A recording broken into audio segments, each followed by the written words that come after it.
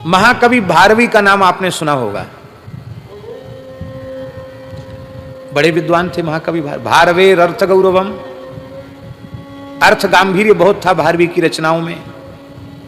गांभीर्य है, अर्थ गांभीर्य है उनकी रचनाओं में। भारवी बहुत बड़े पंडित विद्वान थे, पर उनके पिताजी वो भी बड़े विद्वान थे, पर वो भारवी को सदा डांटते फटकारते रहते थे।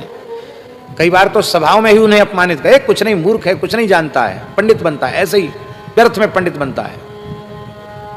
अब भारवी की बड़ी प्रतिष्ठा थी, तो भारवी को बड़ा कष्ट होता था कि मैं पिताजी को कभी उत्तर भी नहीं देता हूं, उनकी प्रत्येक बात मानता हूं, और जब देखो कभी अरे धोखे से भी तो कभी एक बार बड़ाई कर दें, जब देखो तब हमको सबके बीच में नीचा दिखाते हैं।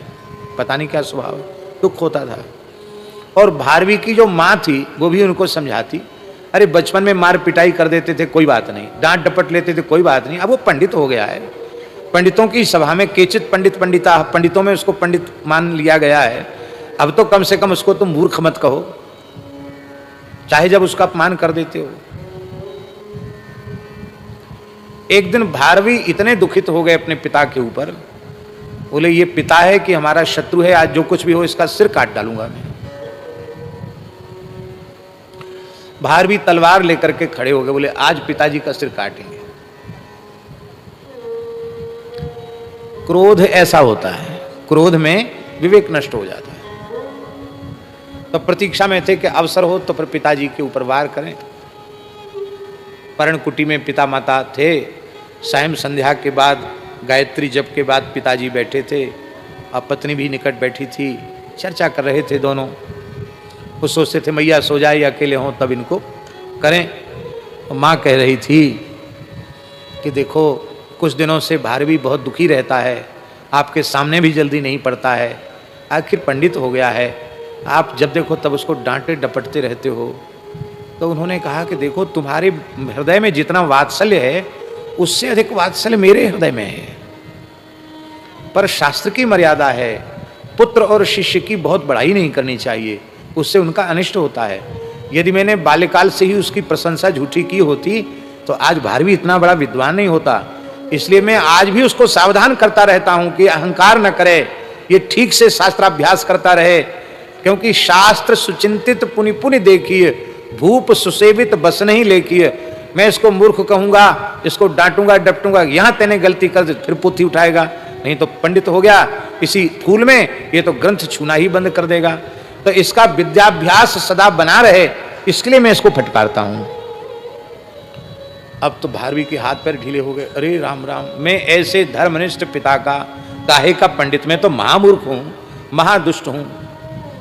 तो तलवार के सहित आए, तलवार तो फेंक दी और बोले पिताजी मैं बहुत दुखी हूं, मैं पितृहत्या का पाप मुझे लग गया। मैंने पितृहत्या नहीं की, पर मन में आ गया तो मुझे पितृहत्या का पाप लग गया, मुझे प्रायश्चित बताओ। अपनी सारी बात बता दी। आपके जैसा मेरा हितैषी कौन होगा। पिता ने उठाया, हृदय से लगाया, रो रहे थे बहुत, आंसू पोंछे, कहा बेटा कोई बात नहीं, हमने क्षमा कर दिया है, अब तुम्हारा मन साफ हो गया ना। बोले हाँ हो गया साफ, हमने क्षमा कर दिया, रहने दो, हो गया। बोले नहीं, आप हमको प्रायश्चित जरूर बताओ, हम प्रायश्चित करेंगे, और नहीं तो हम फिर घर में नहीं रहेंगे, क्योंकि पातकी व्यक्ति को किसी का स्पर्श नहीं करना चाहिए। हमको पितृहत्या का पाप लगा है, मन से तो हमने पितृहत्या कर ही दी, हमको प्रायश्चित बताइए। पिताजी भी कैसे विलक्षण महापुरुष रहे होंगे, आप विचार कीजिए। भारवी के पिताजी ने कहा तुम अपनी ससुराल में 12 वर्ष जाकर सेवा करो। बोलो भक्तवत्सल भगवान की। ससुराल में 12 वर्ष सेवा करो, खेती करो, घर के सब काम करो, छोटे बड़े, 12 साल बाद आना हमारे पास। बड़ा भारी दंड था। ससुराल में 1 दिन 2 दिन तो आदर हो जाता है, और कोई अपना आसन बासन बुरिया बिस्तर लेके ही वहीं पहुंच जाए तो फिर उसका तो तिरस्कार पद पद पर। और ससुराल में तो सब गाली देते हैं, गाली देते नहीं, ससुराल वाले लोग तो उनका गाली देना उनका अधिकार है। बक्सर वाले महाराज जी बड़े उत्साह से कहते थे सुनु अवध के राजकुमारा, यह गारी नहीं है गारा। गारी बहुत सुने हो, अब गारा सुन लीजिए। तो ससुराल के लोगों को अधिकार भी होता है गाली देने का। तो आपने कहा जो आज्ञा पिताजी, और भारवी चले गए अपनी ससुराल। 2-4 दिन तो आओ पंडित जी, आओ पंडित जी, आओ भारवी जी, खूब सम्मान हुआ, आओ दामाद जी। और बाद में तो महाराज घर के लोग ही अपमान करने लगे, उनके घर के नौकर चाकर भी उनका अपमान कर देते। और पिताजी की आज्ञा थी, इसलिए सब काम, खेती का काम करते, सब काम करते। वहां उनके पांडित्य का कोई आदर नहीं था। मन ही मन सोचते थे कि मेरे पिताजी ने तो मेरा कोई अपमान नहीं किया, यहां तो मुझे पद पद पर अपमान ही अपमान झेलना पड़ता, मैं कुछ कर भी नहीं सकता, बोल भी नहीं सकता। अब पत्नी भी यही है, क्या करूं, बड़े दुखी थे। और ब्राह्मण का अकिंचन था तो उनका आभूषण है ही है, तो घर में भी गरीबी ही थी। तो कुछ श्रम करके कमाओ तो खाओगे, नहीं तो क्या खाओगे। गरीबी भी ऊपर से बहुत भारी थी। ससुराल वालों ने कहा यहां पड़ा पड़ा खा रहा है, कमा के 2 पैसा नहीं लाता कि अपनी घरवाली को भी कुछ खिला सके। अब इनको सहन नहीं हुआ, अपनी पत्नी से बोले भैया देवी अब तो हम कमाने जाएंगे धन, कुछ पैसा कमा के लाएंगे तब तुमको देंगे। यहाँ ससुराल वालों ने कहा जाओ, यहां से जाओ, अब तुम बस पैसा कमाने जाओ, जाओ चले गए। तो वो बोले कि देखो अन्न का संकट आ जाए, ज्यादा लाले पड़ जाए भोजन के, तो एक श्लोक लिख दिया भारवी ने। अपनी पत्नी को कहा कि विद्यार्थियों से कहकर, हमारे विद्यार्थी हैं उनसे कहकर के बाजार में उनको भेज देना। यहाँ के राजा भोज ने निश्चय किया है कि जो चीज कोई नहीं खरीदेगा वो राजा खरीद लेगा। तो ये श्लोक जो है इसको बेच देना बाजार में, पर इसकी कीमत कम नहीं है, 1 लाख रुपया है इसकी कीमत। वो जमाने की 1 लाख रुपया, 1 लाख रुपए कीमत है इस श्लोक की। ब्रह्मचारी गए, एक बांस की डलिया में एक श्लोक, पर्ची, इतनी सी पर्ची लेके गए। मंत्रियों ने पूछा भाई तुम्हारा माल नहीं बिका? बोले हमारा माल नहीं बिका। क्या है तुम्हारा माल? बोले ये श्लोक है। क्या कीमत है इस माल की? बोले 1 लाख रुपया। राजा से कहा महाराज 1 लाख रुपए का एक श्लोक है, क्या किया जाए? बोले भाई हमारी प्रतिज्ञा है कि जो माल नहीं बिकेगा वो राजा का होगा, तो पैसा दो और ले लो। तो पैसा दे दिया, 1 लाख रुपए दे दिया।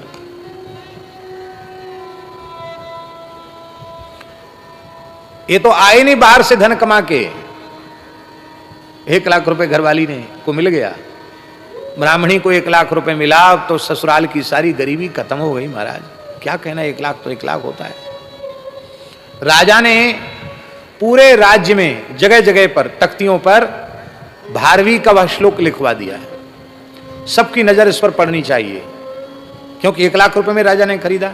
अपने महल में भी जहां तहां लिखवा दिया। वो श्लोक था, सहसा विदधीत न क्रियाम अविवेक परमापदाम पदम वृणुते ही विमृश्यकारिणम गुणलुब्धा स्वयमेव संपदा। अर्थ क्या है इसका? सहसा विदधीत न क्रियाम, किसी भी क्रिया को, किसी भी काम को सहसा मत करो। क्यों? सहसा किया हुआ काम अविवेक पूर्ण ही होता है, और अविवेक सारी विपत्तियों का घर है। अविवेक परमापदाम पदम, अविवेक सारी विपत्तियों का घर है। और जो विवेक पूर्वक कार्य करते हैं, वृणुते ही विमृश्यकारिणम, खूब विचार करके विवेक पूर्वक जो कार्य करते हैं, उनके इस विवेक पूर्वक कार्य करने की जो विशेषता है, इस गुण पर भगवती लक्ष्मी सरस्वती प्रसन्न हो जाती हैं और उसका वर्ण कर लेती हैं। कितना बढ़िया श्लोक है। राजा का एक भाई था, राजा का एक भाई था, वो राजा से द्वेष मानता था। वो सोचता था कि ऐसे तो ये मरेगा नहीं, बड़ा वीर है, बड़ा धर्मात्मा है, इसको छल पूर्वक मार डाला जाए तो राज्य हम हथिया लेंगे, हमको राज्य मिल जाएगा, हमको ही, फिर दूसरा कोई है नहीं तो राजा हमको ही बनाया जाएगा, क्योंकि मैं योग्य हूं, भाई हूं।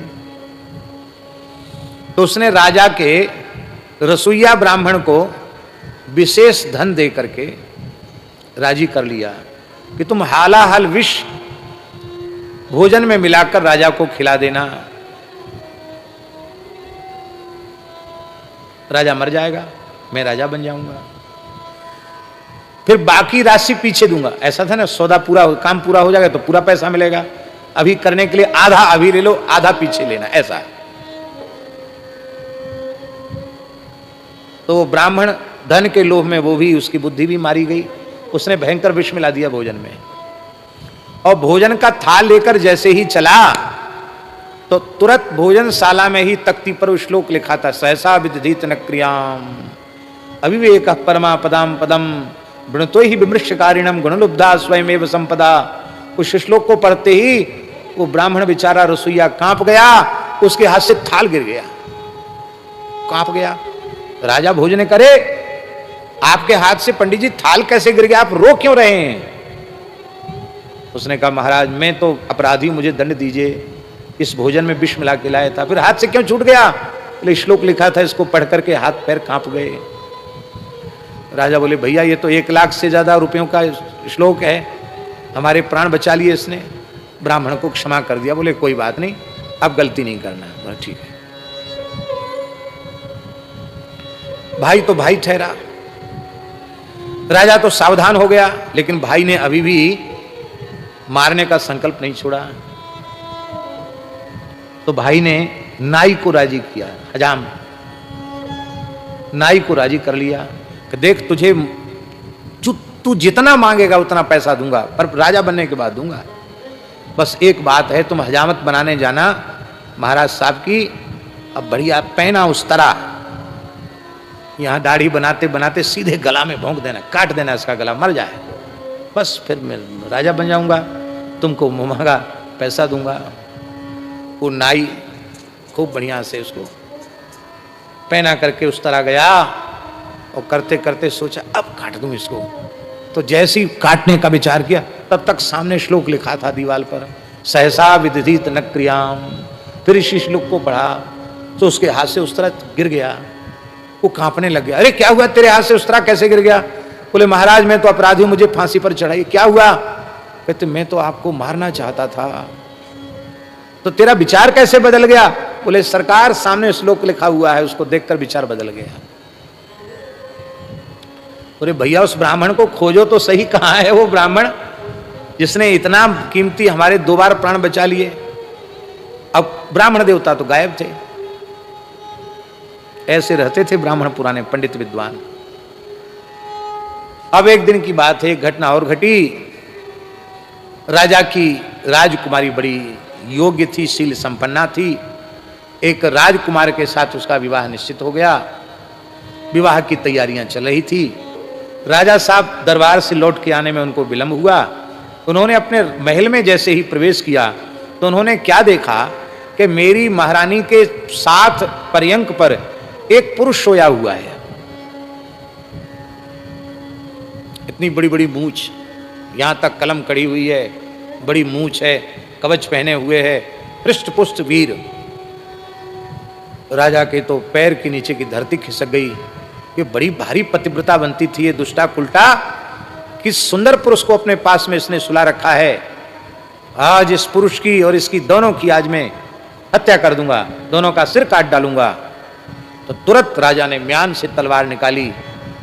धीमा धीमा दीपक का प्रकाश था और जैसे ही मारना ही चाहता था ऐसे किया, तब तक दीवार पर लिखा हुआ श्लोक, क्योंकि सैन घर में भी लिखा रखा था, सहसा विदधीत न क्रियाम अविवेक परमा पदाम पदम वृणतो ही विमृश्यकारिणम गुणलुब्धा स्वयमेव संपदा।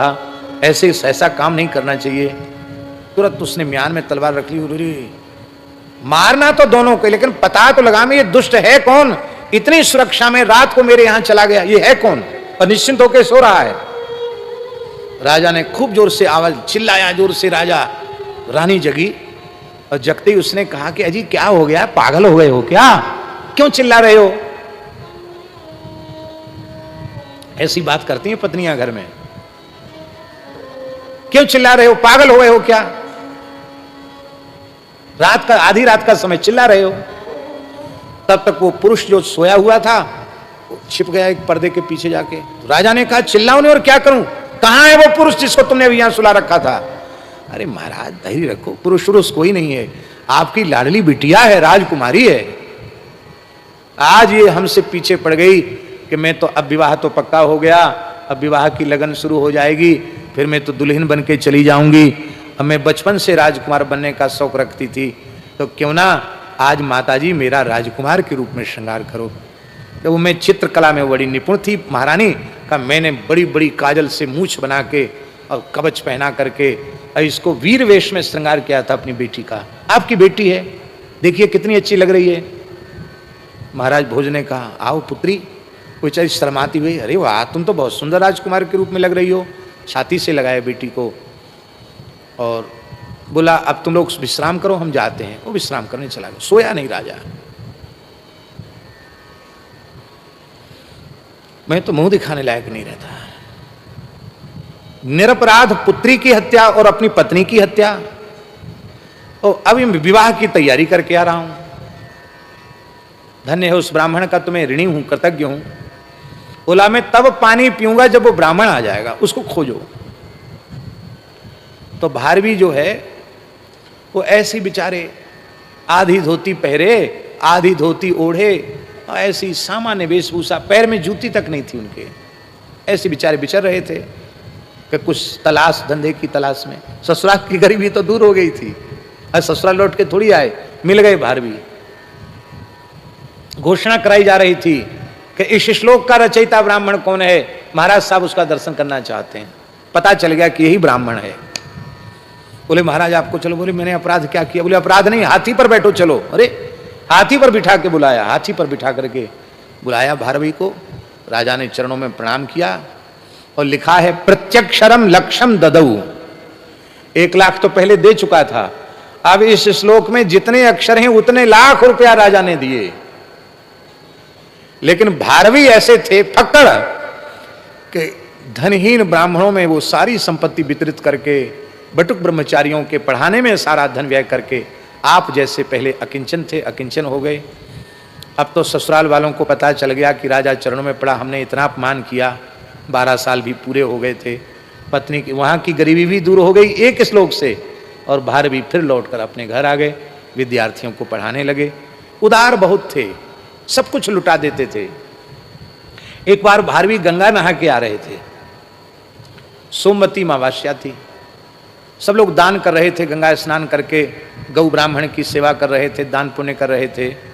राजा भोज भी पहुंचे गंगा नहाने, वो भी गंगा जी नहाए और नहा करके और आ रहे थे। तो उन्होंने क्या देखा कि बिना गर्मी का समय, जेठ का महीना और सोमवती अमावस्या। जेठ के महीने में कितनी तपती है धरती, जेठ के महीने में बालू गंगा जी की तप रही है, और महाकवि भारवी सीसी करते हुए, पैर जल रहे थे ना, ऐसे करते हुए चल रहे हैं, उनके पैर में जूती तक नहीं है। तो राजा भोज समझते थे कि फक्कड़ हैं, सब लुटा कर ऐसे ही हो गए, तो फिर जैसे थे वैसे ही हो गए। तो उन्होंने हाथी रोका और हाथी रोक करके कहा कि आओ पंडित जी इस पर बैठ जाओ। अरे बोले क्या बैठना, बैठ के फिर उतरना पड़े, क्या बैठना? बोले नहीं उतरना नहीं पड़ेगा, यह हाथी हमने आपको ही दे दिया, बैठ जाओ, आपको दे दिया ये हाथी, आप बैठ जाओ। ठीक है, आप ज्यादा पीछे पड़ते हैं तो बैठ जाते हैं। बैठ गए। राजा ने उनको आगे बिठाया, खुद पीछे हो गया, होदे में पीछे हो गया। राजा ने बैठाया। बोले पंडित जी प्रजा में सब लोग दान पुण्य कर रहे हैं, सोमवती अमावस्या है, आज आप जैसे सुपात्र ब्राह्मण को हमने भी गजदान कर दिया, हाथी दे दिया, तो ये दान की क्या महिमा है, हम आपसे सुनना चाहते हैं। तो भारवी के नेत्र भर आए। भारवी ने कहा कि मैं गंगा स्नान करके आ रहा था, मेरे पास धन तो था नहीं, पर हमारी जूती जो थी वो टूट गई थी, टूटी पुरानी जूतियां थी हमारी। पर एक वयोवृद्ध ब्राह्मण जिसके पैर जल रहे थे, वो बहुत व्याकुल था, उसके पैर में कुछ पहनने को नहीं था। मैंने सोचा कि मैं तो फिर भी कुछ युवा ही हूँ, ये ब्राह्मण बहुत बूढ़ा है बेचारा, कैसे घर तक जाएगा, इसलिए मैंने टूटी पुरानी जूती अपनी पैर की उतारी, पहरी हुई जूती उतार कर उस ब्राह्मण को पहना दी। और अभी मैं 2 कदम ही नहीं चल पाया था, सी कर रहा था, तत्पुण्येन गजारूढ़ा, एक ब्राह्मण को पुरानी जूती दान करी, उसका पुण्य इतना हुआ कि मुझे हाथी की सवारी मिल गई, और उसका पुण्य और इतना बड़ा बना कि सवारी नहीं, आप तो इतने उदार हैं कि आपने हमको हाथी ही दे दिया। बोलो भक्तवत्सल भगवान की जय। ये सब पुराने पंडितों की बहुत